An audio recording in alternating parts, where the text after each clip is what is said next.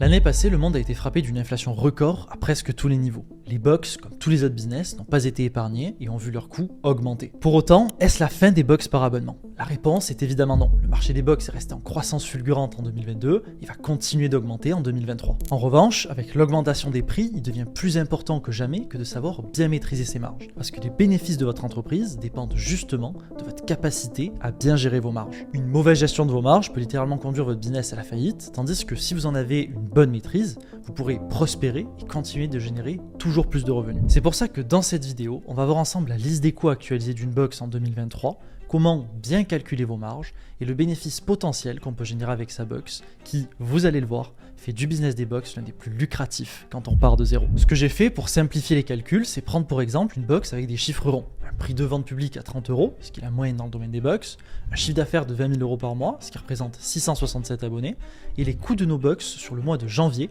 pour vous donner un rendu le plus réel possible. Ceci étant dit, on va pouvoir entrer dans le vif du sujet. Donc la première chose à faire avant de se lancer dans nos calculs, c'est d'enlever la TVA, qui est l'impôt sur la valeur ajoutée, puisque cette taxe sera reversée à l'État et que ça ne sert donc à rien de la calculer. Ce qui nous donne donc un prix hors taxe de notre box à 25 € lorsqu'on enlève les 20% de TVA. À ces 25 €, il va maintenant falloir soustraire nos coûts, et vous allez voir que l'avantage dans les box, c'est qu'il y en a relativement peu et qui sont assez simples à calculer. Le premier coût à comptabiliser, c'est la sélection de produits qui va être inclus dans votre box, c'est-à-dire les produits que vous allez obtenir auprès de vos fournisseurs et de vos marques partenaires. Avec l'inflation, il est important d'y accorder un budget qui est plus important qu'auparavant, parce que les coûts des matières premières ont augmenté environ de 5 à 8%, et le coût des produits a évidemment suivi la même tendance. Donc pour une box vendue 25 €, on peut se permettre d'accorder 5,80 € hors taxe de coût produit si on veut garder une bonne rentabilité. Avec ce budget, on peut espérer entre 3 et 5 produits par box, avec des produits goodies ou des consommables alimentaires par exemple, et autres produits à plus forte valeur selon votre niche. Bien sûr, je vous rappelle que en tant que box, on va obtenir nos produits à très faible coût, quasiment à coût de revient, car les marques ne nous voient pas comme un revendeur, mais comme une opération marketing. Et d'ailleurs, je me suis basé sur les dernières factures de mon propre box pour obtenir une approximation la plus réelle possible. Ensuite, on va avoir les coûts liés au packaging, c'est-à-dire le carton designé au nom de votre marque dans lequel seront contenus vos produits. Pour ça, il faut compter approximativement 1 € par carton lorsqu'ils sont achetés en gros. Donc ça peut être un peu plus ou un peu moins selon la taille de vos produits, mais généralement, pour une box de taille moyenne, on est autour des 1 €. Ensuite, on va avoir les frais de préparation de colis. C'est ce que va nous facturer notre logisticien, qui est un professionnel qui a des entrepôts et qui va s'occuper pour nous de réaliser la réception des produits dans ces entrepôts et le travail de préparation des box. Je vous rappelle que c'est grâce à la délégation de la logistique qu'on va avoir un business qui est 100% digitalisé, qu'on va pouvoir bénéficier d'une liberté géographique. De plus, cela revient moins cher de passer par un logisticien que de faire soi-même sa logistique. Donc c'est vraiment un coût qu'il faut comptabiliser dans notre calcul. L'avantage, c'est que les prix sont assez faciles à calculer puisque c'est le logisticien lui-même qui va nous les fournir.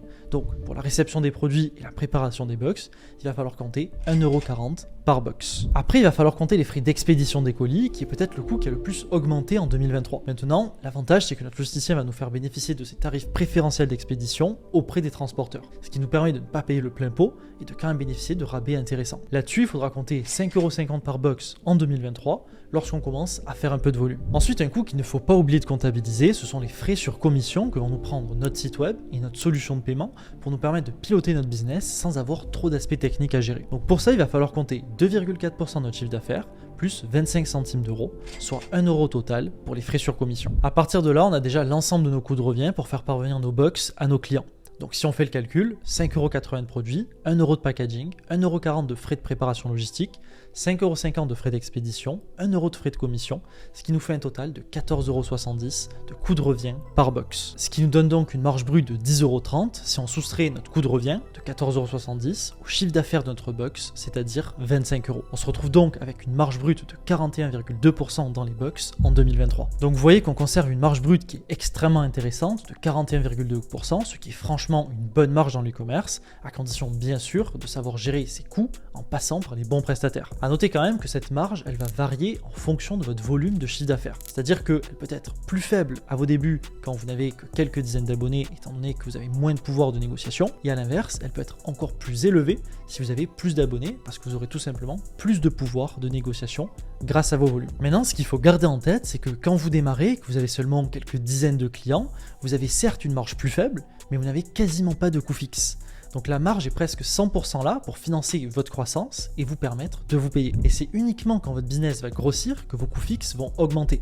Mais à ce moment-là, vos marges aussi, et votre business se générera largement assez pour tout payer. Alors juste avant de vous parler de ces coûts fixes, il faut d'abord parler des coûts publicitaires et marketing. C'est le coût principal à comptabiliser après vos coûts de revient, parce qu'il va englober toutes les dépenses liées à l'acquisition de clients, comme la publicité payante ou la création de contenu sur les réseaux sociaux. Pour calculer ce budget, j'ai pris les coûts d'acquisition qu'on a avec nos propres box, qui est de 13 € en moyenne par client, avec une durée moyenne d'abonnement de 7 mois. Et oui, rappelez-vous qu'on a un business qui fonctionne par abonnement, c'est-à-dire qu'on va dépenser une seule fois de l'argent pour obtenir un client, mais que ce client, lui, va continuer de nous payer tous les mois. Donc si on reprend, ça nous donne quoi? Ça nous donne 13, notre coût d'acquisition pour obtenir un client, divisé par 7, le nombre moyen de box que consomme un seul client. Ce qui nous fait donc 1,85 €. Ce qui revient à dire que à chaque fois que vous allez investir 1,85 € en communication, vous allez vendre une box. Maintenant à ça, ce que j'ai fait, c'est que j'ai ajouté un budget création photo et vidéo pour les réseaux sociaux pour globaliser l'ensemble des frais marketing. Donc pour ça, j'ai compté 300 € par mois, ce qui nous coûterait 45 centimes d'euros par box. Donc si on récapitule, ça nous fait un budget marketing de 2,30 € par box. Si on prend 1,85 € notre coût d'acquisition, plus 0,45 € nos frais photo et vidéo, on retombe bien sur 2,30 € notre budget global marketing pour notre box. Ce qui nous fait quand même un budget marketing de 1534 € par mois, ce qui est franchement assez sérieux pour obtenir tous les mois de nouveaux clients et continuer de faire croître notre business. Maintenant, regardons du côté des coûts fixes. Les coûts fixes, ce sont les coûts qui sont indépendants de votre niveau d'activité, c'est-à-dire les coûts que vous allez devoir payer même quand votre business ne fait pas de chiffre. Alors vous allez voir que le point positif dans les box, c'est que vous avez très peu de coûts fixes, c'est-à-dire que tant que vous ne faites pas de vente, vous n'aurez quasiment rien à payer. Ce qui est super intéressant parce que ça vous permet de ne pas prendre le risque en avançant de l'argent de votre poche, contrairement à d'autres types de business. Je pense par exemple au business physique, où si vous avez par exemple un local à payer, peu importe que vous fassiez des ventes ou pas, vous devrez payer votre loyer, ce qui crée un niveau de risque qui est quand même beaucoup plus important. Ceci étant dit, il y a toujours une petite liste de coûts fixes à compter, donc voyons ça ensemble. Le premier coût qu'on peut compter, c'est votre site web, qui va vous permettre d'encaisser vos ventes. Donc pour le site web, nous on va vous recommander d'utiliser Subly, il vous faudra compter 54 € par mois pour avoir un plan qui est adapté à votre volume d'abonnés. Ensuite, il va y avoir le logiciel email. On peut compter 100 € par mois, parce qu'au plus votre base email va grandir, au plus le logiciel va vous facturer. Après, il faudra compter encore quelques abonnements supplémentaires entre votre boîte mail, votre service de banque professionnelle, quelques outils de productivité, des logiciels de design, le service de stockage de produits du logicien et votre nom de domaine. Donc pour tout ça, vous pouvez compter 40 € par mois, ce qui est franchement assez dérisoire. À ce stade de business, il faudra également se munir d'un assistant virtuel pour gérer votre service client, c'est-à-dire un prestataire full remote que vous allez payer pour gérer 90% de votre service client. Ce qu'il faut savoir, c'est que dès lors que vous avez fait le premier boulot d'identifier toutes les requêtes qui reviennent le plus souvent dans votre service client, ça devient un jeu d'enfant de le déléguer. Vous avez juste à lui transmettre la procédure que vous aurez vous-même créée, il n'aura plus qu'à la suivre tout simplement. Donc pour déléguer votre service client, il faudra compter un budget de 300 € par mois, et c'est vraiment quelque chose sur lequel je vous invite à investir dès lors que vous allez commencer à faire du volume, parce qu'il y a vraiment très peu de valeur à gérer vous-même votre service client. Ensuite, il y aura encore d'autres postes de dépenses à ajouter, comme des bureaux ou un prestataire supplémentaire à qui vous pourrez déléguer encore plus de choses, comme la partie du sourcing des produits ou la gestion de vos publicités par exemple. Et ça va plutôt dépendre de vos choix et de vos préférences pour votre business. C'est-à-dire, est-ce que vous préférez travailler depuis chez vous, dans des petits bureaux, des grands bureaux? Est-ce que vous préférez gagner plus d'argent en travaillant plus ou alors avoir plus de temps en déléguant plus de choses? Donc tout ça, ce sera des questions qu'il faudra vous poser pour voir ce qui vous correspond le mieux.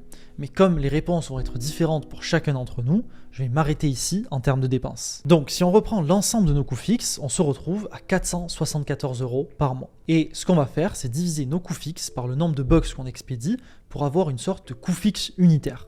Donc normalement, c'est pas très comptable de faire ça, mais ça va nous permettre d'avoir un meilleur aperçu de notre bénéfice unitaire par box. Donc on a dit qu'on avait 474 € de coût fixe et qu'on expédiait 667 box par mois. Donc si on divise l'un par l'autre, on obtient un coût unitaire de box de 0,71 qu'on va venir ajouter à la liste de nos coûts. À partir de là, on en a terminé avec les coûts. On va donc pouvoir maintenant calculer notre bénéfice. On a dit tout à l'heure qu'on avait une marge brute de 10,30 € lorsqu'on a enlevé tous les coûts de revient. Et bien maintenant, il va falloir enlever le reste des coûts, c'est-à-dire les frais marketing et les coûts fixes. Donc 10,30 €, notre marge brute, moins 2,30 € de budget marketing, moins 0,71 € de coûts fixes, Et on se retrouve donc très exactement avec 7,29€ de bénéfices unitaires par box, soit un bénéfice d'environ 29% dans les box en 2023. Et si maintenant on veut ramener ça par mois, pour notre exemple de box, il nous suffit simplement de faire 7,29€ notre bénéfice unitaire par box, multiplié par 667 le nombre de box qu'on expédie par mois, ce qui nous donne donc 4862€ de bénéfices par mois avec cette box. A noter quand même que ce bénéfice est un bénéfice avant impôt. Donc selon votre situation géographique, il faudra ajouter les frais liés aux impôts. Dans mon cas, étant expatrié au Panama, ce serait 100% de bénéfices étant donné que ce type de revenus ne sont pas soumis à l'impôt au Panama. Mais même dans le cas où vous êtes dans une région où l'impôt est assez fort, comme en France par exemple, il existe toujours des moyens de ne pas subir l'impôt de plein fouet. Par exemple, il vous suffit simplement de ne pas sortir l'argent sur votre compte en banque et utiliser différents systèmes d'investissement pour ne pas être imposé et quand même enrichir votre patrimoine. C'est donc un choix qui ne tiendra qu'à vous de faire par la suite. Mais finalement, vous voyez que impôt ou pas impôt, le système de box par abonnement reste extrêmement profitable en 2023 puisqu'il vous permet de créer un business et de vous enrichir beaucoup plus qu'avec le salariat par exemple, et ce, malgré l'inflation. Maintenant, si vous souhaitez créer un business de box par abonnement profitable et vous lancer dans les meilleures conditions en étant accompagné, avec Gabriel, on a créé la formation Golden Box, qui est une formation qui vous guide étape par étape dans la création de votre activité pour que vous commenciez à générer vos premiers revenus récurrents en seulement 5 semaines. Donc si ça vous intéresse, je vous invite tout simplement à cliquer sur le lien qui aura juste en dessous dans la description, cliquez dessus et vous y aurez directement accès. C'était Johan des Co-Founders et sur ce je vous dis à bientôt.